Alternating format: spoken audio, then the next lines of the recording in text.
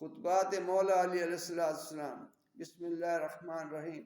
آپ علیہ السلام فرماتے ہیں لوگ جس چیز کو نہیں جانتے اس کے دشمن ہوتے ہیں۔